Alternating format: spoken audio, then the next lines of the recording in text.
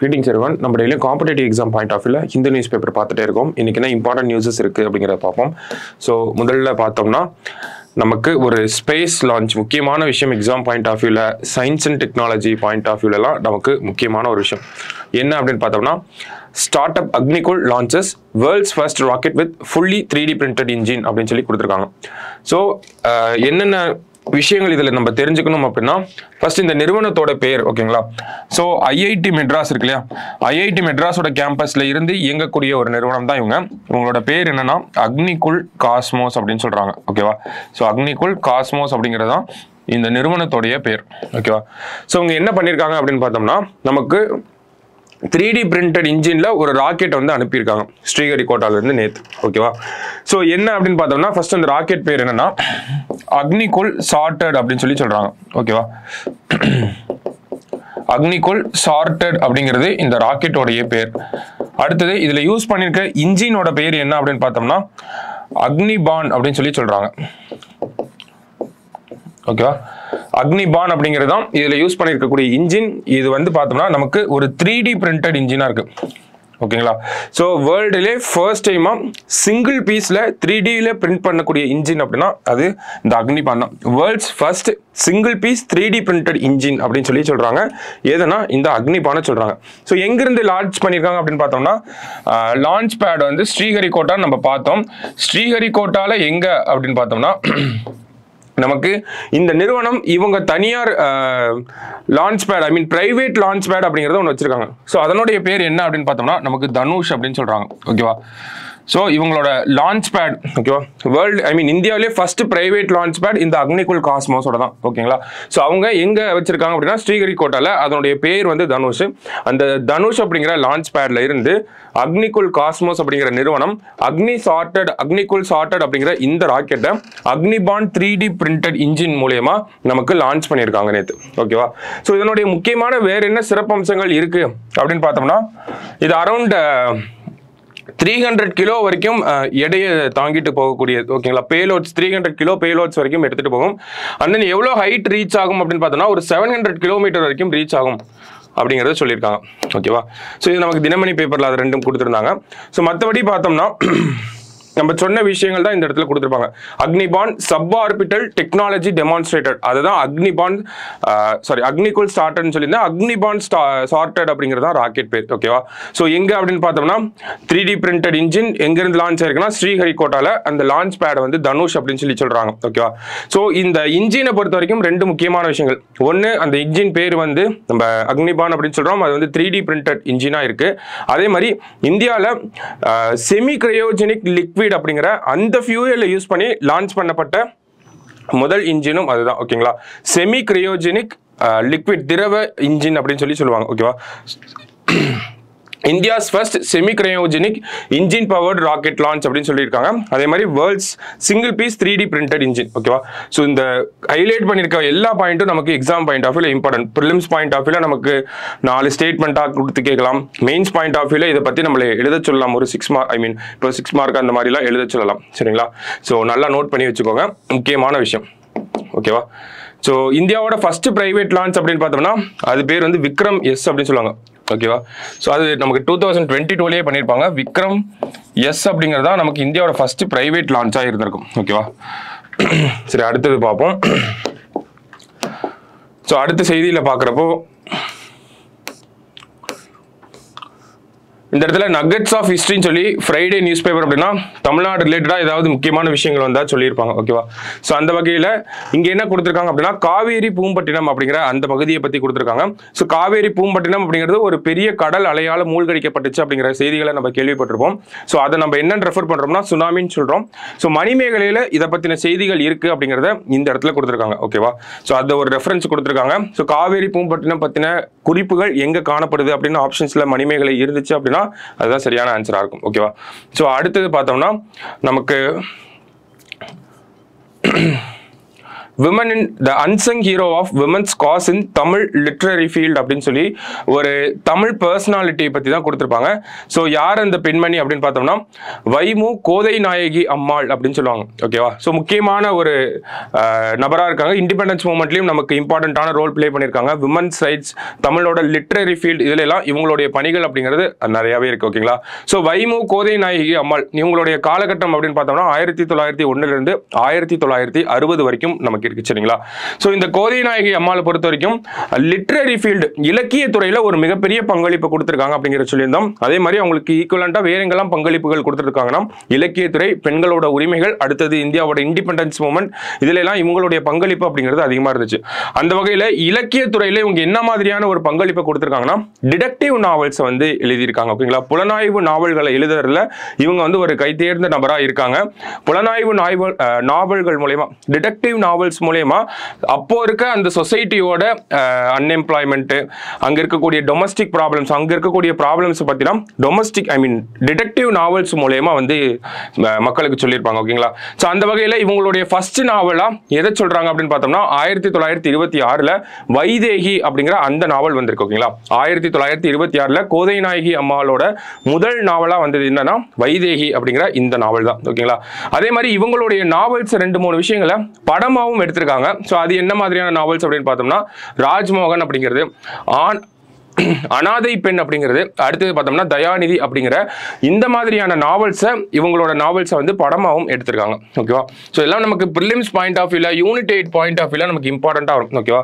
அடுத்தது இவங்க வந்து காந்திஜி அவர்களுடைய கொள்கையால் அதிகமாக ஈர்க்கப்பட்ட ஒரு நபராக இருக்காங்க.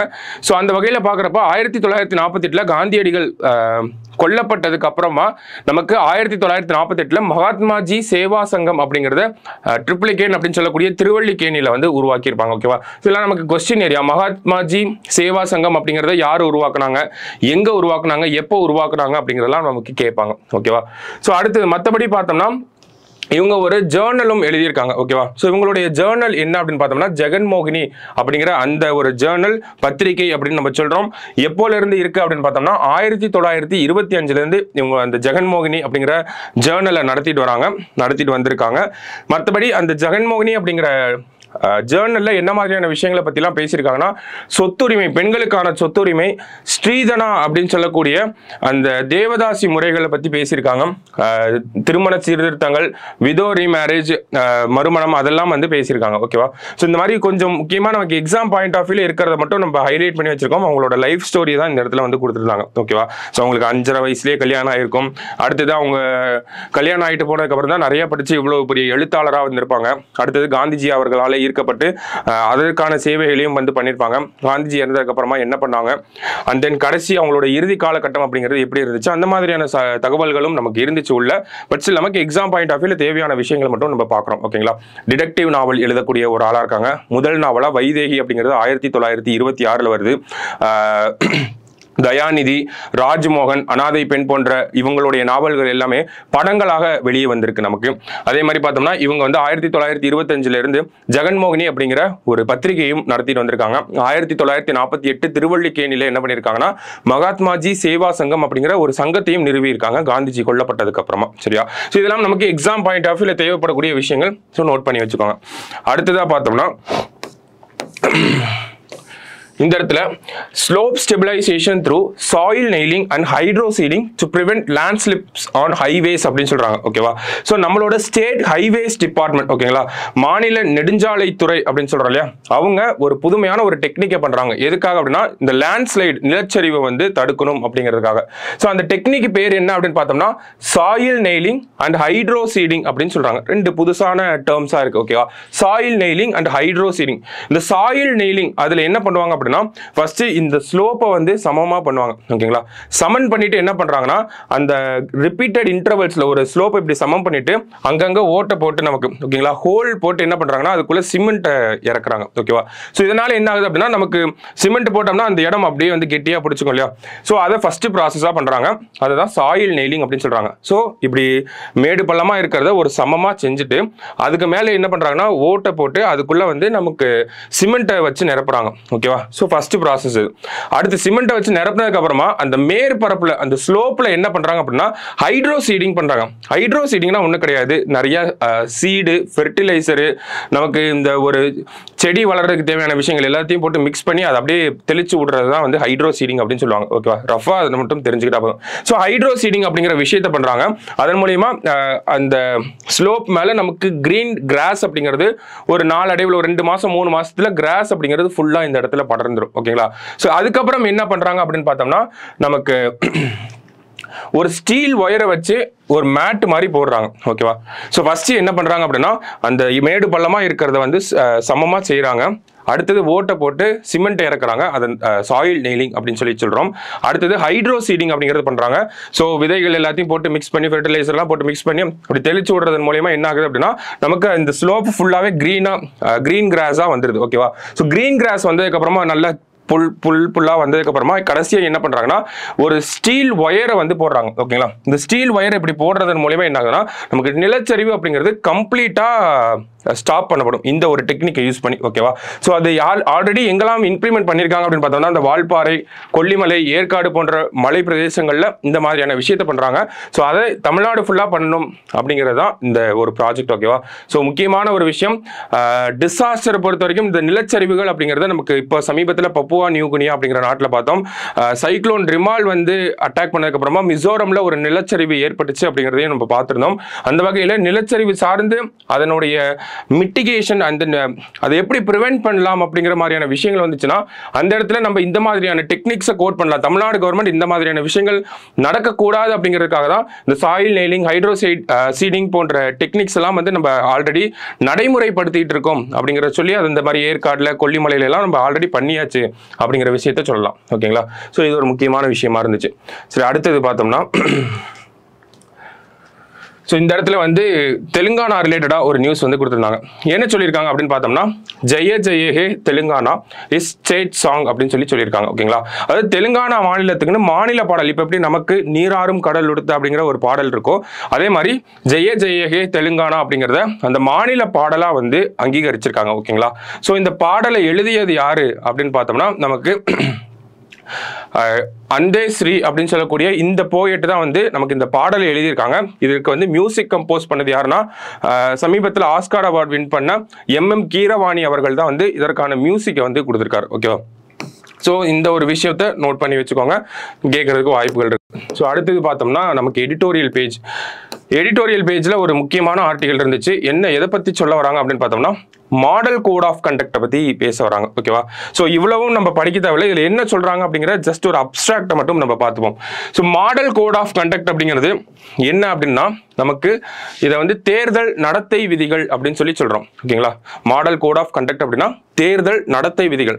அதாவது ஒரு தேர்தல் அறிவிக்கப்பட்டதுக்கு அப்புறமா, ஒரு தேர்தல் தேதி அறிவிக்கப்பட்டதுக்கு அப்புறமா அங்க இருக்கக்கூடிய கட்சி மற்றும் அங்க இருக்கக்கூடிய வேட்பாளர்கள் ஒரு ஏரியாவில் ஒரு தமிழ்நாட்டில் தேர்தல் அறிவிக்கப்படுது அப்படின்னா தமிழ்நாட்டுக்குள்ள பிரச்சாரம் பண்ணக்கூடிய வரக்கூடிய ஆட்கள் என்ன மாதிரியான விஷயங்கள் பண்ணணும். ஓகேங்களா, ஸோ அந்த வேட்பாளர்கள் என்ன மாதிரியான விஷயங்களை பண்ணணும், இதெல்லாம் பண்ணக்கூடாது, அரசியல் கட்சிகள் எப்படி இருக்கணும், இருக்கக்கூடாது, அந்த மாதிரி ஒரு சில வழிமுறைகளை கொடுக்கறதா நமக்கு இந்த மாடல் கோட் ஆஃப் கண்டக்ட். ஓகேங்களா, so election commission of India இந்த ஒரு செட் ஆஃப் கைட்லைன்ஸ் வந்து நமக்கு கொடுக்குறாங்க. ஓகேவா, ஸோ இது நம்ம என்னன்னு சொல்றோம்னா ஒரு கைட்லைன் அப்படின்னு தான் சொல்றோம். ஓகேங்களா, ஒரு செட் ஆஃப் வழிமுறைகள், தேர்தல் நடத்தை விதிகள் அப்படின்னு சொன்னாலும் விதிகள் அப்படின்னு சொன்னாலும் இது ஒரு நடைமுறைகள்ல நடைமுறையில ஒரு நடைமுறைகளா மட்டும்தான் இருக்கு. ஓகேவா, so election commission of India தான் கொடுக்குறாங்க. ஸோ எப்போ ஃபர்ஸ்ட் எவால்வ் ஆகுது இந்தியாவில் பார்த்தோம்னா கேரளா தான் 1960களில் வந்து முதல்ல ஒரு செட் ஆஃப் கோட் இந்த மாதிரிலாம் நீங்கள் ஃபாலோ பண்ணணும் அப்படின்னு சொல்லி முதல்ல சொல்றது யாருன்னா கேரளா தான் பண்ணியிருப்பாங்க.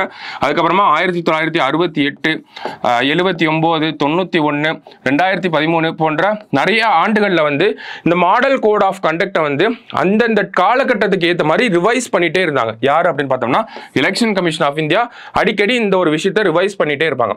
ஓகேவா, ஸோ இப்போ இதில் என்ன ஒரு கேள்வி அப்படின்னா இந்த மாடல் கோட் ஆஃப் கான்டக்ட் அப்படிங்கிறது நமக்கு லீகல் பேக்கிங் இருக்கா இல்லையா, அதாவது ஒரு தேர்தல் நடத்தை விதிகளை ஒரு கேண்டிடேட் வந்து மீறிட்டாரு, அதை மீறி அதை வயலேட் பண்ற மாதிரி நடந்துக்கிறாரு அப்படின்னா அவர் மேல நம்மளால வழக்கு போட முடியுமா அப்படிங்கிற ஒரு கேள்வி இருக்கு. ஒரு தேர்தல் நடத்தை விதிகள் இருக்கு, அதை ஒரு அரசியல் கட்சி மீறும் வகையில வயலேட் பண்ற வகையில நடந்துக்கிறாங்க அப்படின்னா அவங்க மேல நம்மளால வழக்கு தொடர முடியுமா அப்படிங்கிற ஒரு கேள்வி இருக்கு. ஓகேங்களா, சோ இந்த லீகல் பேக்கிங்னா அதுதான். ஓகேங்களா, வழக்கு தொடர முடியுமா முடியாதா அப்படின்னு கேட்டா எம்சிசி அதாவது மாடல் கோட் ஆஃப் கண்டக்டுக்கு லீகல் பேக்கிங் அப்படிங்கிறது கிடையாது. ஓகேங்களா, முக்கியமான விஷயம் லீகல் பேக்கிங் அப்படிங்கிறது இருக்காரு. ஓகேங்களா, லீகலி நாட் பைண்டிங் அப்படின்னு கூட நம்ம சொல்லலாம். ஓகேவா, லீகல் பேக்கிங் அப்படிங்கிறது இல்லை. ஓகேவா, நோ லீகல் பேக்கிங். ஓகே, முக்கியமான விஷயம். ஸோ இந்த தேர்தல் நடத்தை விதிகளை ஒரு வேட்பாளரோ ஒரு அரசியல் கட்சியோ மீறிட்டாங்க அப்படின்னு சொல்லி இவங்க மேல நம்மளால உயர் நீதிமன்றத்திலேயோ உச்ச நீதிமன்றத்திலேயோ போய் வழக்கு தொடர முடியாது அப்படிங்கிற ஒரு நிலையை நம்ம பார்க்கிறோம். ஓகேங்களா, ஸோ அப்ப இந்த விதிகள் எதுக்காக, இந்த விதிகள் மீறப்பட்டுச்சுன்னா யார் இவங்க மேல ஒரு நடவடிக்கை எடுப்பாங்க அப்படின்னு பார்த்தோம்னா எலெக்ஷன் கமிஷன் ஆஃப் இந்தியா தான் என்ன பண்ணுவாங்கன்னா இந்த தேர்தல் நடத்தை விதிகளை சொல்றதும் அவங்க தான், அந்த விதிகளை யாராவது மீறிட்டாங்க அப்படின்னா அவங்க மேல நடவடிக்கை எடுக்கிறதும் அவங்க தான். ஓகேவா, சோ அப்ப election commission of India so அவங்க எப்படி பண்றாங்க, இந்த எலெக்ஷன் கமிஷன் ஆஃப் இந்தியா எப்படி பண்றாங்க அப்படின்னா ஒரு வேட்பாளர் தேர்தல் நடத்தை விதிகளை மீறிட்டாரு அப்படிங்கிறப்போ ஒன்னு அவங்களாவே அதை நோட் பண்ணி அவங்க மேல ஒரு ஆக்ஷன் எடுக்கலாம், இல்ல யாராவது சொன்னாங்க அப்படின்னா அந்த கம்ப்ளைண்ட் மேல என்கொயரி வந்து நடத்தலாம். ஓகேங்களா, சோ அப்ப என்ன பண்ணுவாங்கன்னா இப்ப நான் ஒரு வேட்பாளரா இருக்கேன், நான் வந்து இரு சமூகத்துக்குள்ள ஒரு பிரச்சனையை தூண்டும் வகையில ஒரு கருத்தை வந்து சொல்றேன். ஓகேங்களா, அதனால தேர்தல் கமிஷன் என்ன பண்ணுவாங்கன்னா நான் வந்து தேர்தல் நடத்தை விதிகளை மீறிட்டேன் அப்படின்னு சொல்லி எனக்கு ஒரு கடிதம் எழுதுவாங்க. இந்த மாதிரி என்ன பேசுனீங்க, இந்த மாதிரி என்ன ஒரு விளக்கம் என்கிட்ட கேட்பாங்க, எக்ஸ்பிளைன் யுவர் செல்ஃப் அப்படிங்கிறத சொல்லுவாங்க. ஸோ நான் வந்து என்ன சொல்லலாம்னா என்னோட பொசிஷனை எக்ஸ்பிளைன் பண்ணலாம். ஓகேவா, இல்லை நான் பேசுனது தப்பு தான் மன்னிச்சிருங்க அப்படின்னு சொல்லி அப்பாலஜைஸ் பண்ணலாம், இல்லைனா நான் அப்படிதான் பேசுவேன், நான் பேசுனதுல எந்த தப்பும் இல்லைன்னு கூட நம்ம என்னால் சொல்ல முடியும். ஓகேங்களா, அப்போ என்னால் ஒரு 3 விதமான பதில்களை கொடுக்க முடியும். அதுக்கப்புறமா தேர்தல் ஆணையம் என்ன பண்ணுவாங்கன்னா மறுபடியும் ஃபர்தரா என்கொயரி பண்ணி நம்ம என் மேல ஒரு பனிஷ்மெண்ட் வந்து கொடுப்பாங்க. ஸோ அந்த பனிஷ்மெண்ட் என்ன அப்படிங்கறத எலெக்ஷன் கமிஷன் தான் தீர்மானிப்பாங்க. ஓகேவா, சோ அப்ப ஒரு தேர்தல் நடத்தை விதிகள் அப்படிங்கிறது இருக்குன்னா அந்த தேர்தல் நடத்தை விதிகளை நான் மீறிட்டா கூட எனக்கு பெருசா பாதிப்புகள் அப்படிங்கிறது ஒண்ணு கிடையாது. நார்மலா ஒரு பனிஷ்மெண்ட், அது ரொம்ப மைல்டான பனிஷ்மெண்டா தான் இருக்கும். ஓகேங்களா, சோ பாதி நேரங்களில் என்ன ஆகும்னா தேர்தல் நடத்தை விதிகளை மீறிட்டாங்கன்னு குற்றம் சாட்டு வச்சா கூட அது மேல பெரிய நடவடிக்கையை எலெக்ஷன் கமிஷனால எடுக்க முடியாது. ஏன்னா எலெக்ஷன் நடத்துறது தான் அவங்களோட முக்கியமான வேலை. ஓகேங்களா, இந்த கம்ப்ளைண்ட்டையும் பார்த்துக்கணும், பட் ஸ்டில் அதோட முக்கியமான வேலை எலெக்ஷனை நடத்தணும். அப்ப இந்த கம்ப்ளைண்ட் எல்லாம் நிறைய வந்து குமிஞ்சிட்டே தான் இருக்கும். ஒரு தேர்தல் பிரச்சார காலகட்டத்தில் பார்த்தோம்னா இப்பயே பார்த்துருப்போம், அவங்க தேர்தல் நடத்தை விதிகளை மீறிட்டாங்க, இந்த கட்சி இப்படி சொல்லிட்டாங்க, இந்த தலைவர் இப்படி சொல்லிட்டாங்க அப்படின்னு சொல்லி நாங்க தேர்தல் ஆணையம் கிட்ட புகார் அளிச்சிருக்கோம். எல்லாருமே தேர்தல் ஆணையத்துக்கிட்ட தான் புகார் அளிப்போம் அப்படின்னு சொன்னாங்க. உச்ச நீதிமன்றத்தில் வழக்கு போடுறோம்னு யாரும் சொல்ல மாட்டாங்க. அப்ப தேர்தல் ஆணையத்துக்கிட்ட நாங்க முறையிட்டு இருக்கோம் அப்படிங்கிறத சொல்லுவாங்க. அதுக்கப்புறமா அந்த முறையீட்டுக்கு அப்புறமா என்ன மாதிரியான ஆக்ஷன் எடுத்தாங்க அப்படிங்கிறத நம்ம கேள்விப்பட்டிருக்கவே மாட்டோம் இல்லையா. சோ அதுக்கு இதுதான் காரணம். ஓகேவா, எலெக்ஷன் கமிஷன் ஆஃப் இந்தியா மைல்டான பனிஷ்மெண்ட் தான் கொடுப்பாங்க, பாதி நேரங்கள்ல அது பனிஷ்மெண்ட்டே இல்லாம போயிடும். ஏன்னா அவங்களால எல்லாத்தையும் போட்டு மேனேஜ் பண்ணிட்டு இருக்க முடியாது. அப்போ அதுக்கு தான் என்ன சொல்றாங்க அப்படின்னா இந்த மாடல் கோட் ஆஃப் கான்டக்ட் அப்படிங்கிற இந்த விஷயத்துக்கு, தேர்தல் நடத்தை விதிகள் அப்படின்னு சொல்லக்கூடிய இந்த விஷயத்துக்கு ஒரு லீகல் பேக்கிங் வேணும், ஒரு சட்டமா இதை கொண்டு வரணும் அப்படிங்கிறத சொல்றாங்க. அதுதான் முக்கியமான விஷயம். ஓகேங்களா, லீகல் டீத் வேணுமா அப்படின்னு கேட்டா ஒரு லாவா இதை கொண்டு வரணும் அப்படின்னு சொல்றாங்க. ஓகேங்களா, நிறைய பேர் இதை லாவா கொண்டு வரணும் அப்படின்னு சொல்றாங்க. எதுக்காக லாவா கொண்டு வரணும் அப்படின்னு பார்த்தோம்னா இப்போ ஒரு வேட்பாளர் இருக்காரு, தேர்தல் நடத்தை விதிகளை மீறும் வகையில பேசினாலும் அவருக்கு எந்த ஒரு, இப்ப நானே இருக்கேன்னா பேசிட்டு எனக்கு எந்த ஒரு பாதிப்பும் வராது அப்படின்னு சொல்லிட்டு நான் பாட்டுக்கு ஏதாவது பேசிட்டே இருப்பேன். ஓகேங்களா, சோ அந்த மாதிரி இருக்கப்போ எனக்கு எலெக்ஷன் கமிஷன் மேலேயோ இல்ல இந்த தேர்தல் நடத்தை விதிகளை பார்த்தோ ஒரு பயம் அப்படிங்கிறது இருக்காது. ஓகேவா, ஏன்னா பனிஷ்மெண்ட் அப்படிங்கிறது ரொம்ப சிவியரா இருக்க போறது இல்லை அப்படிங்கிறது எல்லாருக்கும் தெரிஞ்ச விஷயம் தான். சோ அந்த வகையில ஒரு சட்டமா இதை கொண்டு வரப்போ வேட்பாளர்களுக்கும் சரி அரசியல் கட்சிகளுக்கும் சரி ஒரு பயம் அப்படிங்கிறது இருக்கும். ஓகேவா, சோ அப்ப என்ன மாதிரியான பனிஷ்மெண்ட்டை கொடுக்கலாம், இப்ப நான் தேர்தல் நடத்தை விதிகளை மீறும் வகையில ஒரு டைம் பேசினேன்னா ஒரு பெனால்டி, ஒரு இவ்வளவு தொகையை கட்டுங்க அப்படின்னு சொல்லலாம். மறுபடியும் பேசினேன், தொடர்ச்சியா பேசிட்டே இருக்கேன் அப்படிங்கிறப்போ என்னையோட கேண்டிடேட்ஸரே அவங்க நீங்க போட்டியே இடக்கூடாது அப்படிங்கிற ஒரு தீர்ப்பை சொல்ல முடியும் இந்த சட்டம் வந்து கொண்டு வந்தோம் அப்படின்னா. ஓகேவா, இதெல்லாம் நம்ம சஜஷன்ஸா சொல்றோம். Election commission of India model code of கண்டக்ட ஒரு கைட்லைனா தான் வச்சிருக்காங்க, அதனால பெரிய இம்பாக்ட் இல்லை. அதனால நான் என்ன சொல்ல வரேன் அப்படின்னா ஒரு லாவை கிரியேட் பண்ணுவோம், அந்த லால சில ப்ரொவிஷன்ஸை கொண்டு வரும். என்ன மாதிரியான அம்சங்களை கொண்டு வரலாம் அப்படின்னா, ஒரு தேர்தல் நடத்தை விதிகளை மீறும் வகையில் ஒரு வேட்பாளர் பேசுறப்போ அவருடைய ஃபர்ஸ்ட் டைம் பேசுறப்போ அவருக்கு ஒரு பெனால்ட்டியை போடலாம். செகண்ட் டைம் தேர்ட் டைம் தொடர்ச்சியாக அவர் ரிப்பீட்டடா அஃபென்ஸ் பண்ணிட்டே இருக்கப்போ அவருக்கு என்ன பண்ணலாம்னா, நீங்க தேர்தலில் இந்த தேர்தலை நீங்க போட்டியிடக்கூடாது அப்படின்னு சொல்லலாம். தொடர்ச்சியா அந்த வேட்பாளர் அப்படியே பண்ணிட்டு இருக்காருன்னா அவர் தேர்தலில் போட்டியே இடக்கூடாது அப்படிங்கிறத சொல்லலாம். அடுத்தது பார்த்தோம்னா, அரசியல் கட்சிகள் தொடர்ந்து இந்த மாதிரியான மக்களை பிரிக்கும் வகையில் இல்லை ஃப்ராட்லண்ட் பிராக்டிசஸ்ல ஈடுபடுறப்போ அவங்களை என்ன சொல்லலாம்னா, நீங்க இந்த மாதிரியான ஒரு செயல்களை பண்றப்போ அடுத்த தடவை இந்த மாதிரி ஒரு கம்ப்ளைண்ட் உங்க மேல வந்துச்சுன்னா நாங்க என்ன பண்ணுவோம், உங்களோட சிம்பிளை முடக்கிடுவோம் அப்படிங்கறத சொல்லலாம். இப்போ இந்த மாதிரியான விஷயங்களை பண்ண முடியும் எலெக்ஷன் கமிஷன்னால. ஓகேங்களா? அதுக்கு என்ன தேவை அப்படின்னா ஒரு சட்டம் அப்படிங்கிறது தேவை. ஓகேவா? ஸோ ஆனா எலெக்ஷன் கமிஷன் சைட்ல இருந்து என்ன சொல்றாங்கன்னா, இதை ஒரு சட்டமா கொண்டு வரப்போ நிறைய சிக்கல்கள் இருக்கு அப்படிங்கறத சொல்றாங்க. ஃபர்ஸ்ட் இதை சட்டமா கொண்டு வரப்போ தேர்தல் நடத்தை விதிகளை மீறிட்டாங்க அப்படின்னா அதுக்கு நம்ம மறுபடியும் சட்டமா வந்துருச்சுன்னா அப்ப நம்ம கோர்ட்டுக்கு போய் ஆகணும். இவ்வளவு நாள் எலெக்ஷன் கமிஷன் கிட்ட சொல்லிட்டு இருந்தாங்க கோர்ட்டுக்கு போவாங்க. இப்போ கோர்ட்டுக்கு போனா நமக்கு தெரியும், இப்ப போட்ட கேஸ்னா அடுத்து 2 வருஷம் 2-3 எலெக்ஷன் முடிஞ்சதுக்கு அப்புறம் தான் தீர்ப்பு வரும். ஓகேவா? ஸோ அந்த மாதிரி இருக்கப்போ நாங்க எலெக்ஷனையே ஒரு 50 நாள் 60 நாள்ல கம்ப்ளீட் பண்ணிடுவோம். தீர்ப்பு வரதுக்கு எப்போ வரும்னே தெரியாது. அப்போ லீகல் பேக்கிங் அப்படிங்கிறது தேவையில்லை அப்படிங்கிறது எலெக்ஷன் கமிஷன் ஆஃப் இந்தியா அப்படிங்கிறது சொல்றாங்க. ஓகேவா? ஸோ இதுதான் இந்த ஒரு மாடல் கோட் ஆஃப் கண்டக்ட், தேர்தல் நடத்தை விதிகள் அப்படிங்கிற அந்த ஒரு டாபிக்கை சுற்றி இருக்கக்கூடிய கான்ட்ரவர்சிஸ். ஓகேவா? ஸோ அப்போ இந்த தேர்தல் நடத்தை விதிகளை நம்ம சரியா இம்ப்ளிமெண்ட் பண்ணணும் அப்படின்னா அதுக்கு ஒரு விஷயங்களை நம்ம பண்ணலாம். இதே ஒரு சட்டத்தை நம்ம கொண்டு வரலாம். இந்த சட்டத்தை கொண்டு வந்து இந்த தேர்தல் நடத்தை விதிகளை மீறும் வகையில் ஒரு கட்சியோ ஒரு வேட்பாளரோ நடந்துக்கிட்டாங்க அப்படின்னா அவங்கள பத்தின விஷயங்களை விசாரிச்சு முடிவெடுக்கக்கூடிய அதிகாரம் அப்படிங்கிறத முழுக்க நம்ம எலெக்ஷன் கமிஷன் கையிலேயே கொடுக்கலாம். ஓகேவா? ஸோ முழுக்க நம்ம என்ன சொல்லலாம், எலெக்ஷன் கமிஷன் ஆஃப் இந்தியா கையிலேயே கொடுக்குறப்போ அவங்க என்ன பண்ண முடியும் அப்படின்னா, இந்த ஒரு வேட்பாளர் ஒரு கட்சியோ அது மீறும் வகையில் நடந்துக்கிறப்போ அதை விசாரிச்சு ஃபுல்லா அவங்களுக்கு உண்டான பனிஷ்மெண்ட்டை எலெக்ஷன் கமிஷனே கொடுக்க முடியும். ஓகேங்களா? ஸோ நம்ம இதுக்காக கோர்ட்டுக்கு போகணும் அப்படிங்கிற ப்ரொவிஷனை கொண்டு வர தேவையில்ல. எந்த விசாரணைகளை எலெக்ஷன் கமிஷன் ஆஃப் இந்தியாவே பண்ணுனா அது சரியா இருக்கும் அப்படிங்கிறத நம்ம சொல்லலாம். ஓகேவா? அண்ட் தென் அப்போ எலெக்ஷன் கமிஷனுக்கு விசாரிக்கக்கூடிய அதிகாரம், தண்டனை வழங்கக்கூடிய அதிகாரங்களை நம்ம கொடுத்தோம் அப்படின்னா இந்த ஒரு பிரச்சனை அப்படிங்கிறது இதோட முடிக்க முடியும் அப்படிங்கிறதா இந்த ஒரு ஆர்டிகல்ல சொன்ன விஷயமா இருக்கும். ஓகேவா? So model code of conduct ரஃபா ஷார்ட்டா சொல்லணும் அப்படின்னா மாடல் கோட் ஆஃப் கண்டக்டை மீறினா, ஓகேங்களா, தேர்தல் நடத்தை விதிகளை மீறும் வகையில் நம்ம நடந்துக்கிறோம் அப்படின்னா என் மேல எந்த ஒரு பாதிப்புமே ஏற்பட போறதில்லை. ஓகேங்களா? அப்ப அதுக்கு ஒரு சட்டப்பூர்வ அங்கீகாரம் அப்படிங்கிறது தேவைப்படுது. ஏன்னா அது ஒரு செட் ஆஃப் கைட்லைன்ஸ் மட்டும்தான். ஓகேவா? ஸோ அதுக்கு ஒரு லாவா கொண்டு வரப்போ அந்த லாவை எலெக்ஷன் கமிஷனோட அவங்களோட பவர்ஸ்குள்ள கொண்டு வரப்போ அதுக்கு இன்னும் நிறைய ஒரு பவர்ஸ் அப்படிங்கிறது இருக்கும். நிறைய நல்ல விஷயத்துல வந்து என்ஃபோர்ஸ் பண்ண முடியும் அப்படிங்கிறத இந்த இடத்துல சொல்லியிருப்பாங்க. ஓகேவா? அப்ப தேர்தல் நடத்தை விதிகள் அப்படிங்கிறது கட்டாயம் ஃபாலோ பண்ண வேண்டிய ஒரு விஷயம். ஓகேவா?